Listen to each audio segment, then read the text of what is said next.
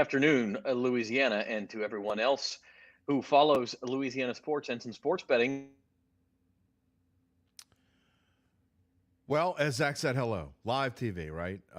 Zach froze up on us. He had some issues on his end. There he is, and we'll let him Am I finish. here, Jim? You're here. You can finish the intro. All right. Well, I don't know how much the people heard, but I'm Not Zach Ewing. much. That's Jim Derry. This is Bayou Bets. We're glad you're with us.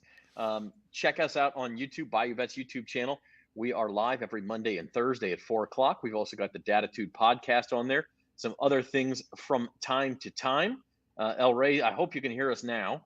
Hopefully that was just a small technical issue. It's a little But snippet. Little issue. yeah, we should be on now, and we got a good show. Hey, congratulations to the LSU women's basketball team, first and foremost, national champions. Just a virtuoso performance in beating Iowa 102-85. Don't think they could have played better. Certainly not offensively in that game, Jim.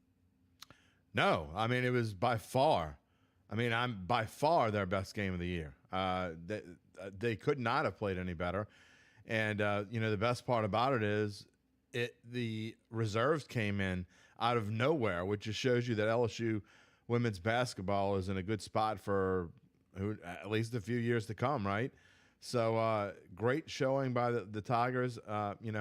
We talked about it throughout the week. I said I didn't think anyone would beat South Carolina. I said Iowa would probably give them the best chance, but realistically, even though I thought Iowa could beat South Carolina, I didn't think LSU or Virginia Tech could beat either one of those teams. So congrats to the Lady Tigers. I did not think they would be able to win. Not only did they win, they dominated. Yeah, El Rey, I'm telling you right now, I'm eating crow because I was wrong about that for sure. They showed up and they played like the best team in college basketball yesterday because they were. Yeah, and on that day, look, I said it on Twitter yesterday. If they're going to make 10 3-pointers, you're not going to beat them. They're too good offensively. They're too good. What's the chances of that? Too good defensively. Too good at offensive rebounding. The only thing LSU is really not good at is they're not a particularly good shooting team. And in basketball, that kind of matters. But the point is, if you're so good at everything else and you shoot the ball that well, like they did. Jasmine Carson in particular, hitting all 5 of her 3-pointers in the first half. You are not. I don't care. Including one off the bank. Yeah, South Carolina wouldn't have beat them yesterday either. I'm serious. If you're going to hit 10 threes, that team is unbeatable. They're the best team in the country by far if they're going to shoot like that. We'll never know. The one thing that I was impressed with more than anything beyond the 3-pointers is the one criticism I've had of LSU women's basketball over the past month and a half to 2 months is that they have had times, especially in bigger games, where they just frankly didn't kind of show up. They looked like the lights were too much for them. And they looked like that in the Sweet 16 and in the Elite 8, and they just were playing teams that were, they were so much superior then that it didn't really come into play, which is why I didn't like them so much in the Final Four. It didn't surprise me that they beat Virginia Tech. I didn't think they would beat Virginia Tech, but it didn't surprise me that they won. I guess it surprised me the way that they won. They had that fourth quarter and that really, if you look back, Zach, that fourth quarter probably propelled them into playing as well as they did in the national championship game, because being from 9 down to going 10 up was just crazy. So that gave them a lot of confidence, and Kim Mulkey never lacks for confidence, and neither do her players. And they take on her ego, I guess, to say, which is going to lead into some of the things we're going to talk about in the next couple minutes, because I don't mean to take away from some of the things that took away from the game, in my opinion, but they certainly had Kim Mulkey's ego with them in the final moments of that game and afterward that I not necessarily was appreciated by some LSU fans and some LSU alums, I guess. Yeah, there's some controversy around it, and we will get into it. But I'm of the opinion that there is too much confidence. Antonio Enrique Lopez from Salvador, Brazil. Welcome to you, sir. He spells glad football to have you with with a us. U. Yeah. I hope I'm saying your name right, Lopez instead of Lopes. But he went to Dillard University in New Orleans. So welcome to you. And yeah, let's dig in a little bit more. I just to By put the a way, bow on my I point. started my career covering plenty of Dillard, Suno games back in the day in Xavier. That's how I got my career started in the writing business, covering those games, and loved it. I loved covering those basketball games because they were always fun, and the people there were always very welcoming and open to me. That's back when we used to cover Xavier, Dillard, and Sino. Believe it or not, we used to cover all of their home games back in the day. That was a long time ago. And the GCAC, good stuff. The Gulf Coast Athletic Conference. That's right. We got excited about LSU. We should mention we are sponsored by Caesars Sportsbook. Go to NOLA.com/Caesars today. Get your special offer. Also, subscribe to the channel on YouTube. Go follow us, bet.nola on Instagram. All of that good stuff. We are everywhere you look, all your sports betting and Louisiana sports news. Here's our headlines to start the day. Of course, the top one about the LSU women. We got the men's natty tonight as well. Jim, San Diego State versus UConn. We'll talk about that. The red hot Pelicans, 4 games left. And not only do they look very good for the play-in tournament, almost a lock at this point, they are stalking the top 6 to where they don't even have to worry about the play-in. And then the Masters. It's Masters week. It's the best week of the year in golf. And even though rain is coming, that can make betting more interesting. They tee off on Thursday, so we'll talk about that as well. By the way, a full Masters show, special edition Bayou Bets, coming later this week. Look out for our social media. We'll announce that. It'll either be tomorrow or Wednesday. And you'll also have a special Masters data tube, Jim. And by the way, it's San Diego State. We can beg to differ if you want. Okay, that's German. I hear. Yeah, we're gonna have a special datitude. You'll be a part of it on Wednesday morning at 9:15.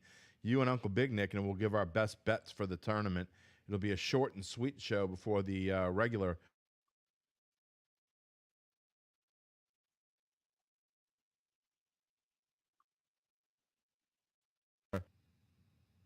And I think I froze up in my back. Yeah, I think Jim, did you freeze up or did I freeze up there? No, I think it was me. I think that was me this time. We're having all kinds of issues today. We're having some issues.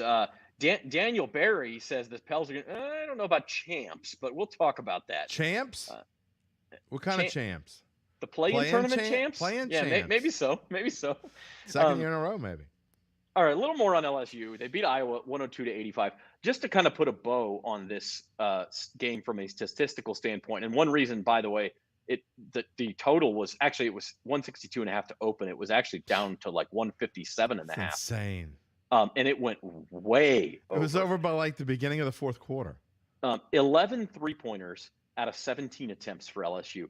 They hit 11 threes only 2 other times all year. They even hit only 10 threes one other time besides that. They took less than 11 3-point attempts 8 times. So this is not a 3-point shooting team. So if they're going to, and Iowa was daring them to take it, and Jasmine Carson and a few others said, watch this. And they took them and they made them. And that's why you had the final score you had.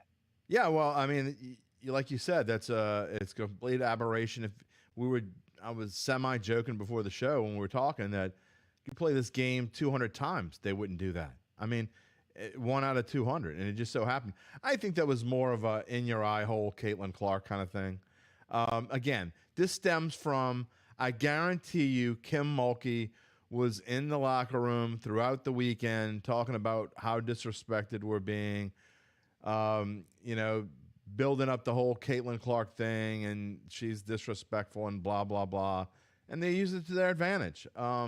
They also use it to their advantage. Look, frankly, they got I know the amount of foul calls were the same, but it didn't affect LSU the same way that it affected Iowa. So, look, I'm rooting for LSU. I'm an LSU guy. I've been an LSU guy my entire life. So obviously I'm rooting for LSU, but you're kidding yourself if you don't think that LSU got the benefit of most of their calls because A, they're deeper, and B, you're talking about the best women's player on the planet right now, Caitlin Clark, who she gets 3 fouls in the first half, gets the fourth on just the most ridiculous. I mean, let's face it, the most ridiculous technical foul call in the history of basketball called on her in that game. I don't care what she might have said, or because what she did was basically flip a ball behind her back in there, but she just flipped it. I don't care if officials not standing there. It was ridiculous. So anyway, LSU benefited from that. It doesn't change the fact that they scored 102 points. So even the best basketball player on the planet probably can't help Iowa get to 102. Yeah, and I mean, I will save this for the end of the show. Spoiler alert! But our rants at the end of the show, the officiating was terrible. As far as the dust up at the end, the you can't see me John Cena thing that Angel Reese does to Caitlin Clark. Jim, I know you're not crazy about that sort of stuff in general. I will say this, and I and I know it's been floating. Caitlin Clark did the same thing to Louisville in the Elite Eight, and I'm not going to say I've watched Caitlin Clark play a ton of basketball, but I did see the game against Maryland in the regular season, and I've seen them play in the tournament several times. And Caitlin Clark, listen, she backs it up, but she talks some. That girl talks some crap too. And so to me, this falls under the category of if you dish it out, you have to be able to take it. And to Caitlin Clark's credit, I mean, Angel Reese did that, and Caitlin Clark walked away. Okay, I've been beat. To the victors go the spoils. LSU talk the noise. Iowa had to take it. I'm fine with that. That's how sports are. Yeah, my problem wasn't so much the first one towards the end of the game. You do it, take that, whatever. My bigger problem is Angel Reese was almost stalking her towards the end of the game and following her around and, getting in her face. And then, the Alexis Morris comments after the game when you should be talking about yourself and not the disrespect you feel. Save that for a later interview. I didn't like it. You look, go out there and talk about yourself all you want. I mean, you can talk about yourself until 11 p.m. at night if you want, if they want to let you talk that long. But to me, it's not, you're stalking some girl. She just lost the national championship. She gets it. She got her ass kicked. It is what it is. Let's move on. So I did not like the way that it ended. Again, the first one was okay, but she was following her around basically. And, you talk about flipping the ball behind your back. To me, why is that not a technical if you're following someone around basically hounding her? And I'm sure there was some filth words spread in there. So, hey, it is what it is. And yeah, I mean, and I really act don't like you've done make... it before. Act like you've done it before, I guess. And they haven't done it before. I get They that. haven't, yeah. Right. I get that they haven't done it before. But again, this stems from Kim Mulkey's ego. And look, it won him a national championship. It's great, wonderful. But all those reactions yesterday, everything that I have a problem with, to me, that stems from Kim Mulkey, and she almost encourages it. So if I guess you are a reflection of your coach, they say, and we saw what we saw. I am okay with brashness. I'm okay with a little cockiness if you can back it up. LSU backed it up, and they backed it up for bettors too. By the way, you could have gotten them at 60-1 to win the national title before the season, and in fact, there was a Louisiana bettor at Caesars who got them for $500 at that price, Jim. $30K richer today. That's a way to celebrate a national title. And look, we don't need to put them on the screen, but let's stop with the racial stuff, okay? It has nothing to do with color. I saw what I saw. I would have called it the same. In fact, I did. I didn't like the way Caitlin Clark acted before. So it has nothing to do with race. So let's get that out of the way. I'm not going to ignore it, okay? You guys can call out whatever you want, and people who are watching the show can call out whatever they want.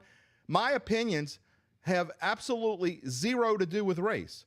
Again, I would have thought the same way if it had been Caitlin Clark acting like that, and she did. And I had a problem with the way she was acting before. And again, like I said before, I think it's a reflection of Kim Mulkey. These are kids playing basically in my mind.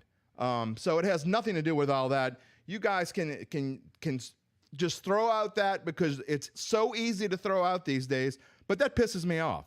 I have nothing. That doesn't enter my mind at all. Not at all. And I'm an LSU person. I'm an LSU alum, an LSU a fan.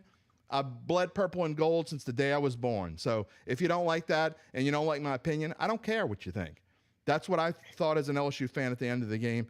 And again, has nothing to do with race. So now we can move on. I just didn't have a problem with it at all. I didn't have a problem. I love the bat flipping in baseball. Like as long as there's a line you can't cross, and Angel Reese certainly did not cross that line to me.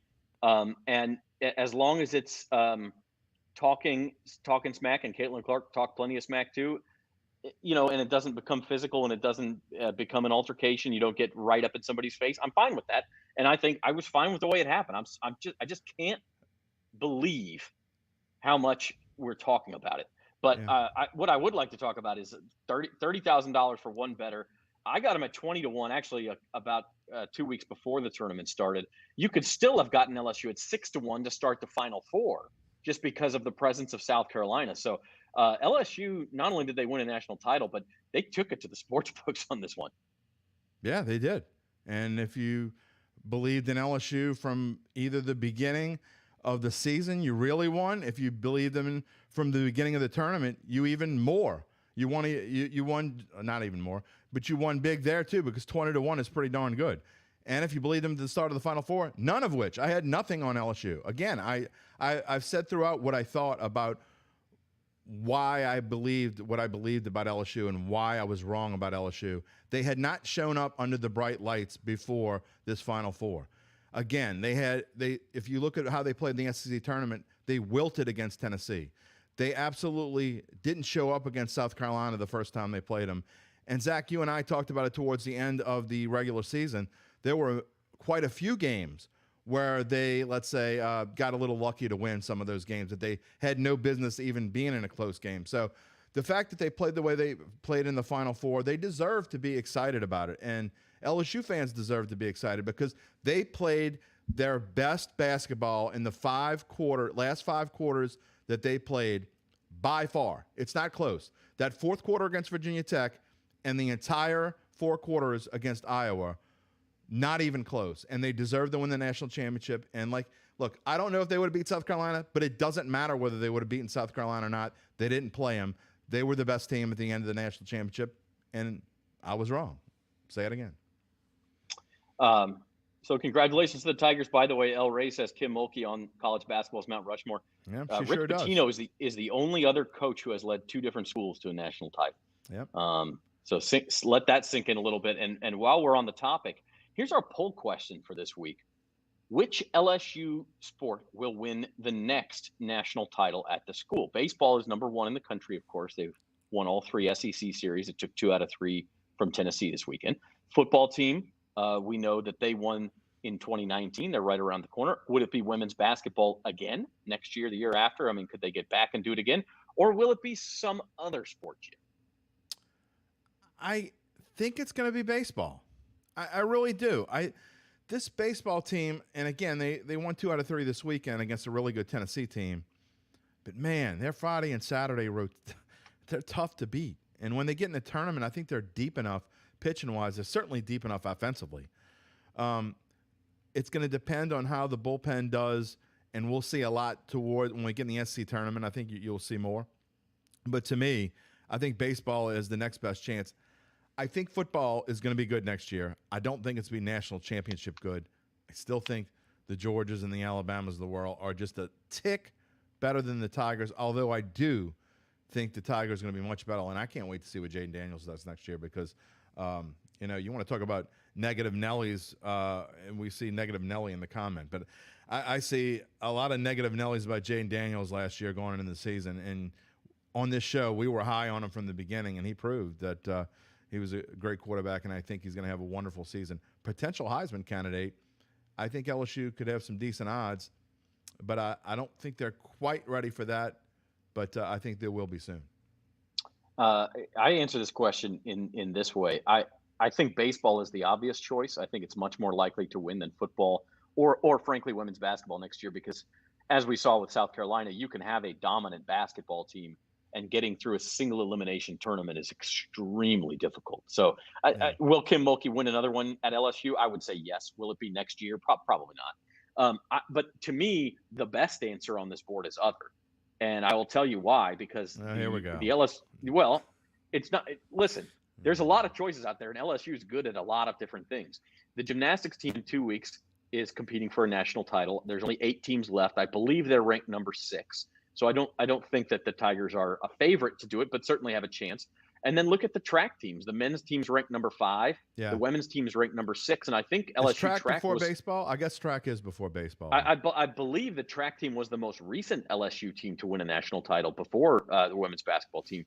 So I think other is probably actually the smart choice here. But we want to know what you think. Go to bet.NOLA.com and make your pick. What will the next sport be for LSU's next national title? Baseball, football, women's basketball again, or something else. Gymnastics, softball's ranked number 12. Don't forget about softball.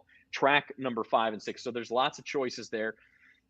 And I think it's an interesting question. So I'm curious to see what the results look like. Speaking of interesting, there's an interesting comment that I do want to post. Demetrius, who posted a comment earlier about everyone entitled to their own opinion, which we live in America. I hope that is true.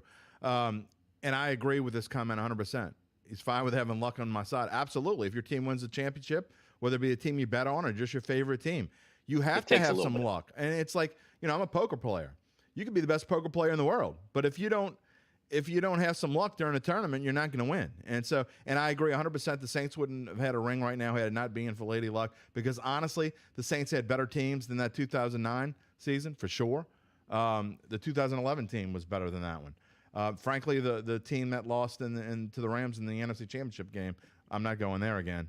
But that team was probably better than the 2009 team. So yeah, you got to have some luck, absolutely. And you get it by all means. Great, you got luck. You didn't have to play South Carolina. The rest of it, to me though, I don't think any of the rest of it was luck. I think LSU did pretty much, besides the fact of not having to play South Carolina in the championship game. Utah missed a couple free throws at the end. That was fortuitous. Maybe so. Maybe so. But that's as much choke from the other team. Yeah, you don't win 6 games in a row, single elimination. We'll talk about the men's game here in a minute. You have to have some luck to get there. It's Pop. Speaking of getting it, it's Poppy gets it. Hit the like button for us. Subscribe. Everything that you can do to help us. And no doubt, Gwen. And we'll talk some Saints later in the show too. Poppy and Jerry, our regulars. We love you absolutely. guys. Let's move on and talk about the men's team, because there is one more college basketball game tonight. It's at 8:20 tonight. It's a late start, but in Houston, UConn facing San Diego State. Is the Huskies, who are 7-point favorites. By the way, if you like UConn, and Jim, I think you do, Caesars is the place to bet it. They're 7.5 everywhere else. So you get that extra, that hook where you get a push if they win by exactly 7 at Caesars. So you want to take advantage of that. Your thoughts on this one? It's a 4 seed and a 5 seed, but the 4 seed is like the blue blood, has won 3 national titles. San Diego State's never been here before. So there's certainly a dichotomy there.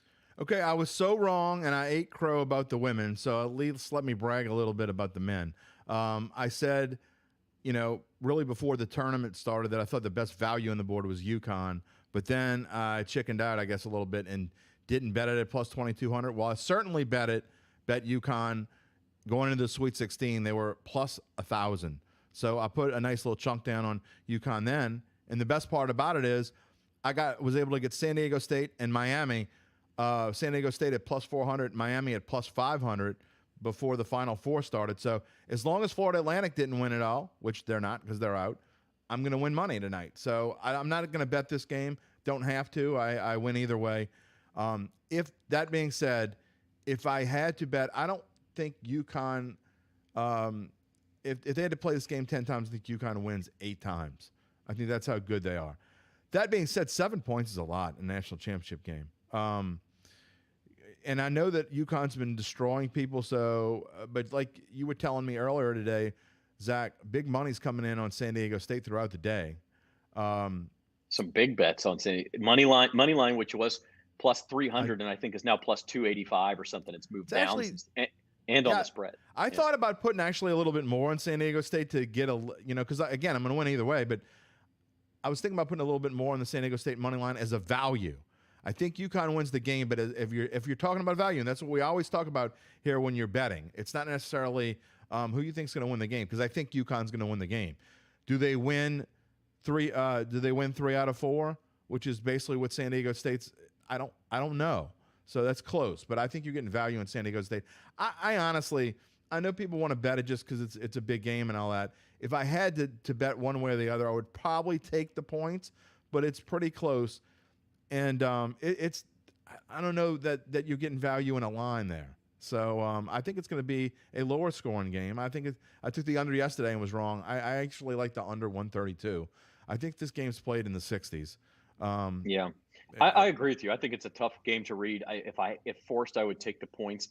What I'm actually considering doing is a little parlay with San Diego State plus 7 and the under. because to me, those things are Yeah, correlated. I agree. If San Diego State keeps it close, that probably means it's a low scoring game. And so if you want that value, you get that plus 260 from a two-way parlay. You take San Diego State plus the 7 and the under 132. If the under hits, more than likely, I mean, for the under to hit and UConn to cover, you're talking about winning something like a 70 to 56 game. It'd have to be real low scoring, which could happen. But to me, the value of plus 260 at getting those two together is there.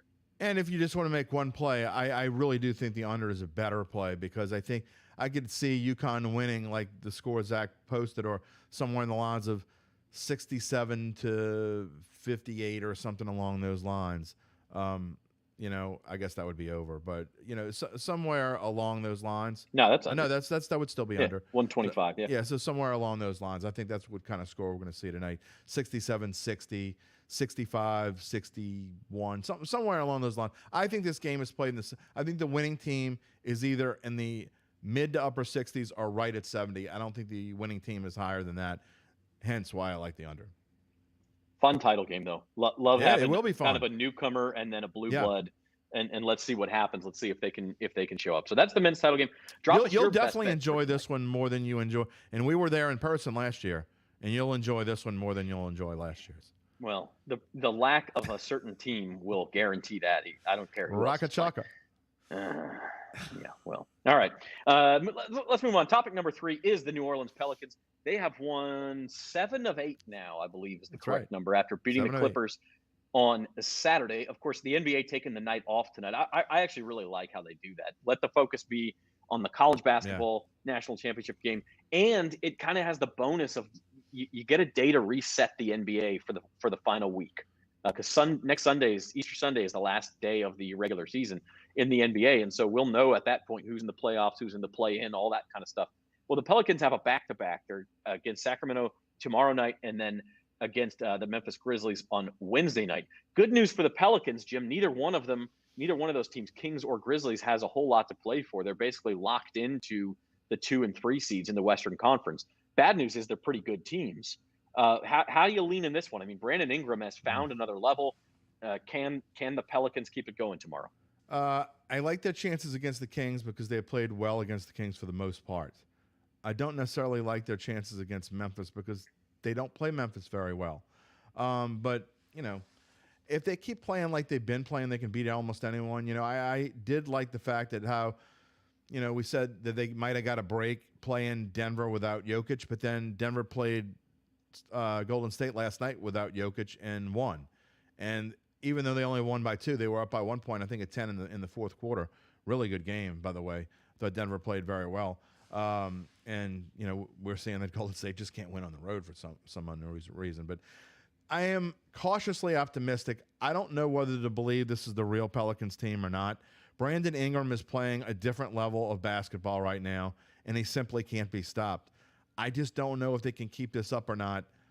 We'll find out soon enough, because this stretch coming up, Kings, Memphis, get the Knicks who are fighting for a spot. And then you finish with the Timberwolves, who are somehow lost yesterday, a game that they had no business losing. Oh, man. That's just crazy. But now the Pels are in a spot to where it really, I think the way the Clippers are kind of faltering, and they got a tough schedule, I think it's either the Pels or the Lakers for that 6th spot. It certainly seems like it. And by the way, Brandon Ingram against the Clippers scored 36 points without attempting a three-pointer. Yeah. It was like 1975 all over again. It was amazing. His mid-range is as good as any player in the league right now. His mid-range, and we knew that already, but I mean, just the way he's playing, it's insane. It's like a layup for him. It's amazing. Yeah. All right, what do the Pelicans need? We see these odds in the market to make the playoffs. Well, they changed a lot over the last couple They were like plus 500 literally 2 weeks ago. Now they're minus 245. They're almost certainly going to make at least the play-in. You see the odds are minus 210. If it was just to be in the play-in or better, it'd be minus 2,000. I mean, they just need one more win or one more Mavericks loss, and maybe the Jazz need to lose too. But I mean, they're going to get in at least the play-in. But the question is, can they get into that top 6? What do they need? You think 3-1 gets them into the top 6 in these last 4 games, or do they need to win all 4? No, I don't think they need to win all 4. I think 3-1 gets them in because, again, I think the Clippers are going to fall off a little bit. What are the Lakers going to do? What is Golden State going to do? I think they still have another game with Phoenix. And the Lakers play the Clippers, by the way, this week, I think on Wednesday. Yeah. So there's some big games coming up during the week. If I had to bet right now, I think the Pelicans are going to finish in the 7th spot. That's kind of where I feel like they're going to finish. But even that is not that. Of course, you want to be in that 6th spot. And to me, the reason why you want to be in the 6th spot more than even the play-in game is because you want to play the Kings. You don't want to play Memphis, in my opinion. Memphis is just not a good matchup for this team. So to get to that 6th spot to me would be a major coup, and avoid Memphis and avoid Denver. And then after the 3-6, you would play. Then you can worry about the Grizzlies, or you get the second Lakers round. Everybody's good. Everybody's good. At who that cares point. after that?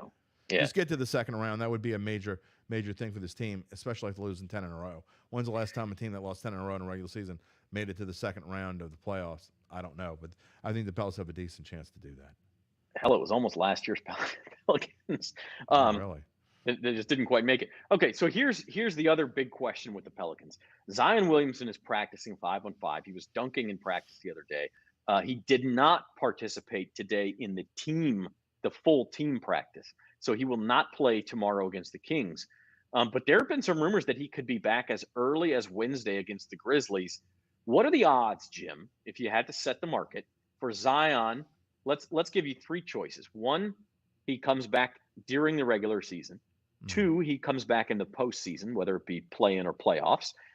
Or 3, we do not see Zion Williamson in a uniform again until the fall. Okay. I think the longest odds would be that we don't see him in a uniform until they play in the fall. That's assuming they don't fall to like 9 or 10 and go one and done in the play-in. I think the best chance is that he gets ready and plays in the playoffs. Now there is a chance that he plays Saturday night. They go on the road to Minnesota.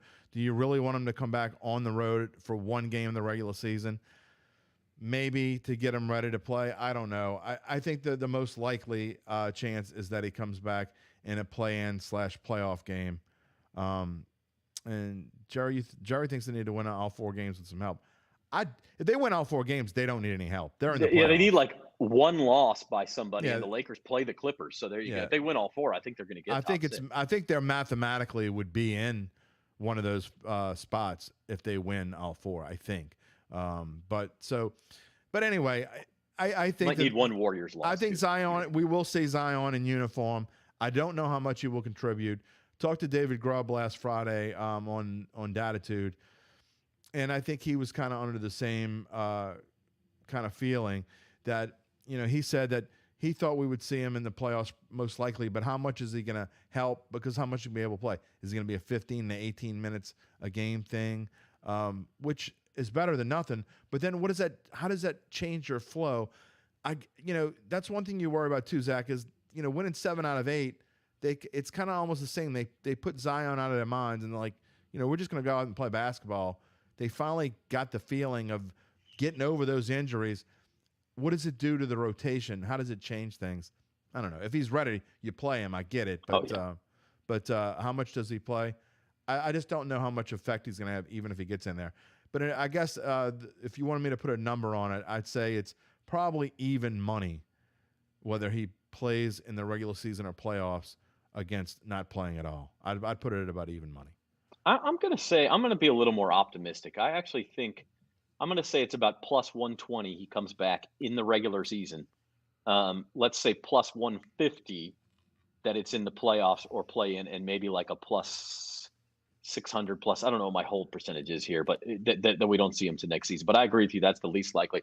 I think because of the point you said, you don't want him to come back and just be able to play 15, 16 minutes a game. And so if you could bring him back, let's say Wednesday against the Grizzlies, yeah.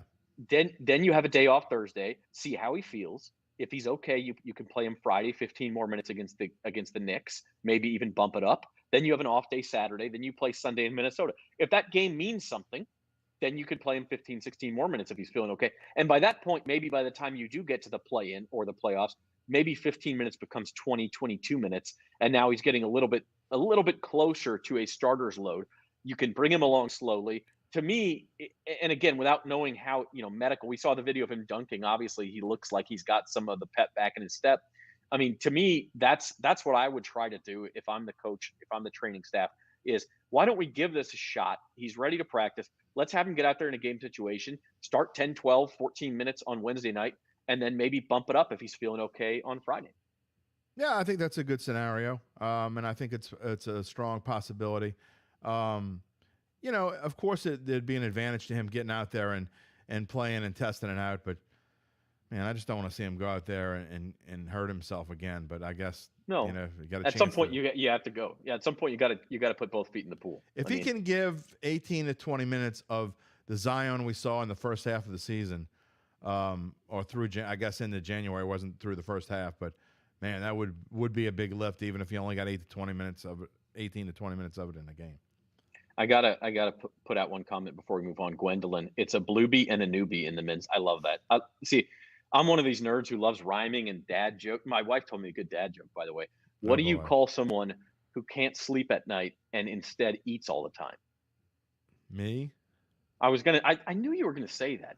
No, you called them in som nom nom nom nom nom nom. Yeah. Okay. That's kind of what I am, I think. If that doesn't get you, if that doesn't get us a like, I don't know what will. People, hit the like button. Okay. Last topic of the day: the Saints draft. They picked 29th. It's April 27th. We're 3.5 weeks away. We talk about what they're going to do, and you say they need to pick offense, and I've said I wouldn't mind a defensive tackle. I mean, the reality of the situation is, Jim, it's hard to even tell. Like, I think C.J. Stroud is a pretty logical favorite to go number one. After that, like, there's rumors the Cardinals are shopping the number 3 pick. We don't know what the hell's going to happen in the top 5. Forget about 29. This thing could be anywhere. I think about us in Vegas last year and us scrambling around trying to find a spot to go on and do a live show when we found out the Saints were about to pick. I don't know if you remember that or not. I don't remember what street it was. But we were in the mass of humanity, and we couldn't find a place to stop and broadcast. We're like using our phones in the street, like seeing if we raising them high to see if we could get any signal. It was the Link Promenade. It was down there by the Ferris wheel. We were trying to walk back to Caesars, and it was a disaster. So look, you just, no one knows. I mean, you can read, and I'm telling you not to go read mock drafts because we do them too, and I'm probably going to do some semblance of something. It'll be betting related. It won't be your typical mock draft at some point. But at the same time, I mean, it's no one knows. I mean, we don't know we know who's gonna draft first, and we pretty much know who's gonna draft second, but we have no idea after that. There could be trades galore. So as far as what the Saints are gonna do, the Saints are one of the most unpredictable teams when it comes to draft as any I've seen. It is nearly impossible to pick who the Saints are going to pick. Go back and look at mock drafts in history. You can Google them and find them. They're easy to find. If you can find 10% that were right about just the first Saints pick, not the second, third, or fourth round pick, any of those, if you can find 10% that were right about the Saints' first pick, I'll buy you a donut. I do think there was a little bit of talk about Trevor Penning last year, as I recall, and maybe a little bit about Olave, but it certainly wasn't what people – that was probably the most predictable Saints draft. By far. So if you go over the year, absolutely, you could probably find 30, 40% from last year, but you cannot go back in time before that. No, it's who picked Peyton Turner? It certainly looks like the Panthers. Who picked Andrus Pete? If you read the market, C.J. Stroud is going to be the pick. I think if that's the case, Saints fans, I feel like you get off the hook. To me, Bryce Young's a more sure thing to come in. Oh, by all means. And lead a team. Now, C.J. Stroud may have a high ceiling, but if I'm a Saints fan, I feel pretty good about the fact that the Panthers would take Stroud over Young. Bryce Young is going to be one of the next bright stars in this league. By all means. Carolina, please pick C.J. Stroud. Well, or even more, if they take Anthony Richardson, which there's a video flying around of Anthony Richardson sitting on his butt and throwing the ball and hitting the roof of the Florida practice facility, which is like, put the guy on Stupid Human Tricks on Letterman or put him on America's Got Talent. But that's a super strong arm. It's amazing. I don't know that it makes you a great NFL. I mean, Jamarcus Russell had a cannon. Yeah. A lot of guys have cannons. It doesn't mean you can play quarterback in the NFL. He also liked Um, the buffet. is is Anthony Richardson like? Would he scare anyone for the next 2-3 seasons? Like, to me, he needs time to get to that point if he ever gets there. I don't know why I have faith in general managers because there are a lot of bad ones. But I'm going to make a prediction here that I will probably repeat multiple times before we get to draft day. I predicted Anthony Richardson is the guy that's in the green room and that they keep going back to, and now they can't believe that he's not getting drafted and he goes like with the, I don't know, 20-something pick, which is still too high. Anthony Richardson doesn't belong with C.J. Stroud or Bryce Young. He just doesn't. He's better than Will Levis. I would rather him than Will Levis, but that's about it. From this group anyway, he's. I just don't think he can throw well enough to be an NFL quarterback. Prove me wrong. Go ahead. It wouldn't be the first time I'm wrong. Wouldn't be the first time I'm wrong in this show. But I think Anthony Richardson will be waiting longer than people think because I think all this hype has been blown out of proportion. And I think that more realistic heads will prevail on draft night. I don't know. I think he's going to go in the top 8 because you got the top 4 teams all. Well, like if the Cardinals trade the pick, then you're going to have 4 teams at the top that need quarterbacks, plus number 8 is the Raiders who need a quarterback. They have Garoppolo, so maybe they don't. But I mean, I do think 4 quarterbacks will go in the top 10. We'll make a friendly wager when we do Bayou Bets on that Thursday. Was it the 27th? Yeah. We'll have some kind of friendly wager that day. Yeah, let's do it. I think all 4 of these guys go in the top 10. Just because I wish we were Kansas City, by the way. I just want to put that on record. Yeah, we'll see what kind of trades there were. Oh, Kansas City. And Gwendolyn, okay, I make it a beignet. Go back, and I will buy you a beignet if you can go back over the course of the last 10 years and find me 10%. And I'm not just talking about from 1 year. You got to go back and find someone that was right 10% of the time. Whatever. All right. Okay, we spend the whole show ranting, quite frankly, but we're going to end the show with our rants. It is time for. Let me sound off. I'm going to go back to LSU women's basketball. I hinted at this early in the show. Angel Reese and Caitlin Clark, the John Cena, you can't see this, the dust up, the trash talking. To me, I'm torn between saying, number one, it shows you how much women's sports have arrived because we're talking about this. Whereas if that had happened 20 years ago at the women's Final Four, I'm not sure we would be talking about it. So that's a positive thing. To me, why are we making trash talking such a big issue? The bigger issue in that game, the travesty, was the refereeing. And I'm not saying it was one-sided or anything. I'm not saying it benefited one team or the other. Look, LSU played well enough to win that game with 3 blind mice out there. But the problem is we didn't have a whole lot better than that because you talked about the Caitlin Clark technical foul. You don't need to call that in a game of that magnitude. Angel Reese's second foul in the second quarter seemed like a huge call at the time. Not only does she get all ball, she barely even touched the ball and got a steal out of it. And instead they call her for a second foul. Didn't even touch the Iowa player. It was called so tight. There were 37 fouls called in that game. And Iowa didn't even really foul at the end. So that was not an inflated total. It's the highest total in national championship history, men's or women's, 37 combined fouls. And to me, there is no way to ruin a basketball game faster than to call a foul every time someone is brushed up against, because it ruins the flow of the game. It makes it take longer. You sit there and watch a parade of free throws instead of actual shot making and play making. And the only thing that saved it was the fact that Caitlin Clark's really fun to watch. And LSU, when they're shooting like that and moving the ball like that, and they don't always get out and run, but Iowa asked them to, and LSU said, sure, we'll get out and run. It was a blast of a game to watch. I mean, my wife was watching. My wife hates basketball. She was sitting there enthralled, and it wasn't even because, okay, it's women's basketball and I'm going to support women's sports. No, it was just an entertaining game. And then every time you would think it can't get any better, there'd be a damn whistle.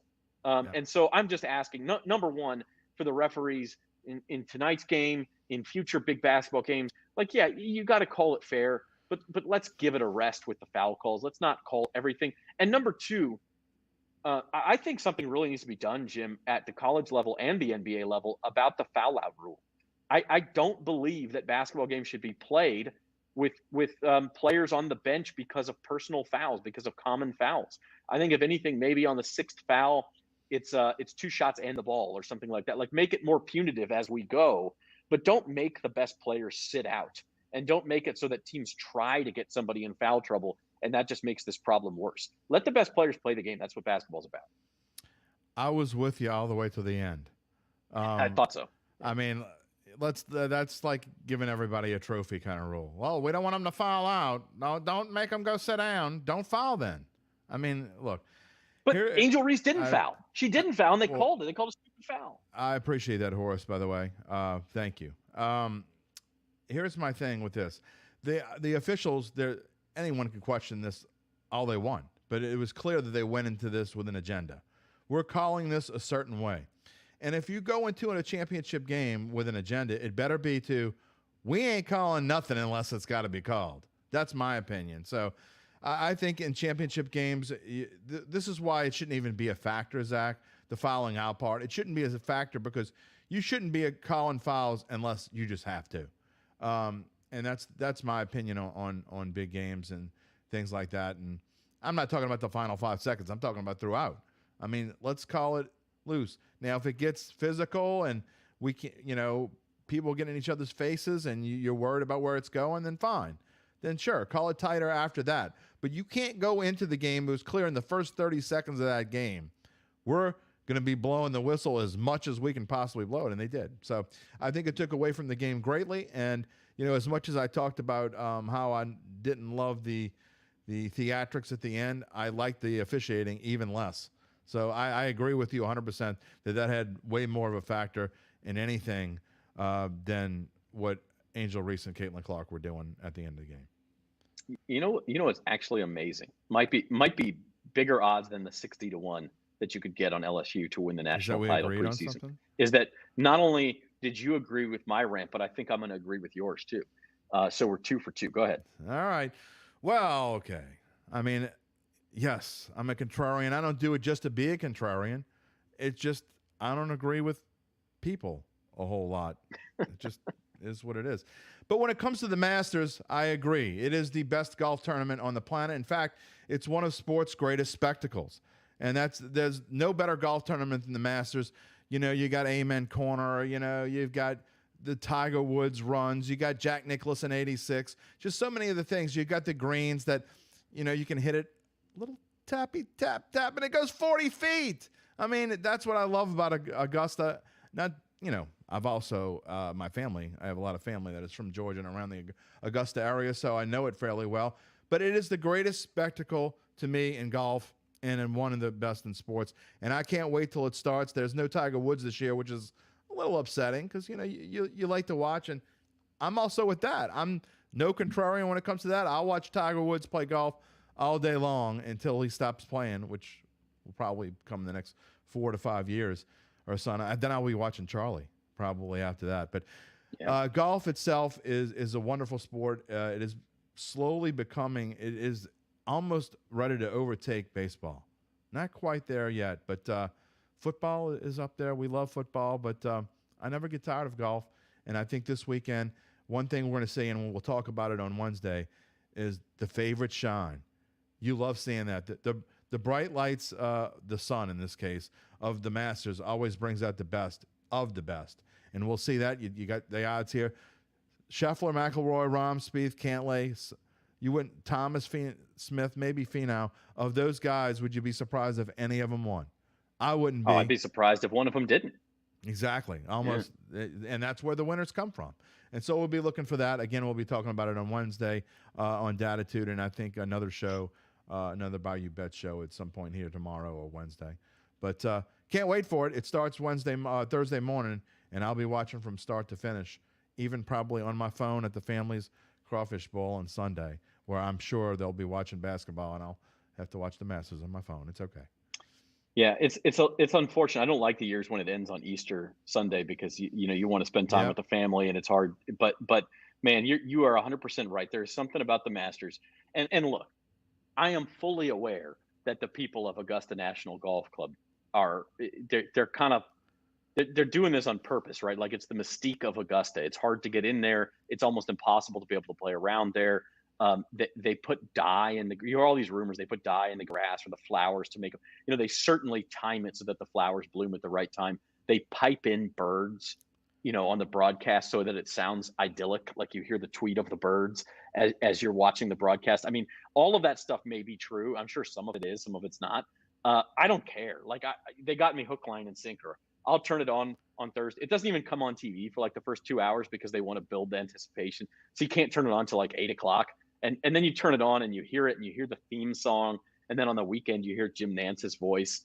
Maybe on Thursday, Friday, it's Mike Tirico. And you're just kind of like, that's the good stuff right there. Well, and it almost doesn't matter who's winning, right? It was Pat Summerall when I was growing up. And you'd be surprised, for those of you who think Pat Summerall was only a football broadcaster, he was a hell of a golf anchor. And I think Jim Nance is wonderful. I think Mike Tirico is wonderful, but Pat Summerall was a heck of a golf anchor. And go back and watch some of those things back on YouTube, and he made it as fun. So that's where I got it started. Jim Nance, by the way, tonight's his final yes, Final Four broadcast. Sad. That's kind of sad, actually. Yeah, it will miss him too. We'll have Masters shows. Jim's gonna have a full Masters Datitude. I'll be on. Uncle Big Nick, he's the guy you really want to listen to. He'll be on Wednesday, and then we're gonna do this week. We're gonna do a Masters Bayou Bets show as well. Not sure yet if it's going to be tomorrow or Wednesday, but I'll tell you what you can do is if you're watching on YouTube, this is easy. If you're not, get over to the Bayou Bets YouTube channel. There's a little button that says subscribe on our channel. You hit that, and then there's a little drop down. Then once you're subscribed, you hit the little drop down menu, and if you click for notifications, you'll know when we go live. You'll know when that master show is if you're interested in that, and any other time we go live. If you're busy, just take the notification away. If you're not, we will be on for you. So go ahead and do that for us. And in the meantime, real early in the week, you're allowed to change your mind on this. Real early in the week, outright pick here off of this Masters board. I don't usually go off the single digits when it comes to the Masters, but I'm going to here. I like Cam Smith, and I hate the fact that that a live guy might win this tournament. But if I had to pick one right now, that's probably where I would go. And don't be surprised if DJ makes a run. He has fared very well here at Augusta, and so again, I like two live guys here. Again, I don't know that I want it to happen, although I'm going to be betting on it. So, of course, I'm going to kind of want it to happen. But I think Scotty is going to be tough to beat, too. I hate the plus 500. You pretty much can't bet it at plus 500. I don't think you can bet any of those single-digit guys. I mean, I hate to say that. Well, but we'll talk more about it on Wednesday. But, like, those prices are absurd for an 88 golf tournament. I'm just going to say shop around there. And I say that all the time, not just about the Masters, but shop around. I mean, that you should have multiple books on your phone, and just look around. But again, I don't think anyone. You can forget the notables. I'd be surprised if anyone that is not on that first up 2,500 and better list or higher, I guess I should say, worse list, is going to win this tournament. So one of those guys is going to win this tournament, I believe. Yeah, I'll give you a couple of names further down. Xander Schauffele at 25-1 is incredible value. I know he's playing right now. He hasn't played well here before, but you'll never see a 25 next to that guy's name. So I don't mind that. And then Will Zalatoris did play well here last year. If there was going to be one guy off that's not in there that I would might want to take, it's Zalatoris. 40-1, and again, he's had some injury problems this year. He's not playing great, so I get why it's 40. Yeah. But if he gets it together, he has played well here before. Don't mind that at all. But if I had to make one pick, I do like Cam Smith as a pick. Our marketing director Ryan Lips gave this name earlier today, and the more I think about it, the more I like it. How about Patrick Cantlay? Yeah, that's a great value, I think. Yeah. Well, there's no such thing as a great value, I think, in the Masters. I think they're more really the weaker the tournament. Like Corey Connors, I thought was a wonderful value going into this week. Uncle Big Nick, that was one of his picks, and helped me get me an outright. But I mean, when I started looking through it, I'm like, yeah, that's a great value. So got him at 27-1, I believe. Fantastic. All right, so that's our show for today. We will have a master show, hoping tomorrow, trying to get some guests lined up, but we'll let you know on social media. And of course, when we go live, if you are subscribed and you got some notifications, you can get that Bayou Bets master show, and Jim will have one for Datitude. And by the way, the Bayou Bets YouTube channel, that's Datitude goes there too. So that's your one-stop shop. Subscribe to that channel and you're going to get all of those and sign up for the notifications. You're going to get all of those notifications, and hopefully join us for more stuff. Love the interaction today. Love the comments. Congratulations to the LSU women's basketball team. Enjoy the men's game tonight, and we'll be back with you to talk some Masters later this week. So for Jim Derry, I'm Zach Ewing. Thanks for watching Bayou Bets, everybody.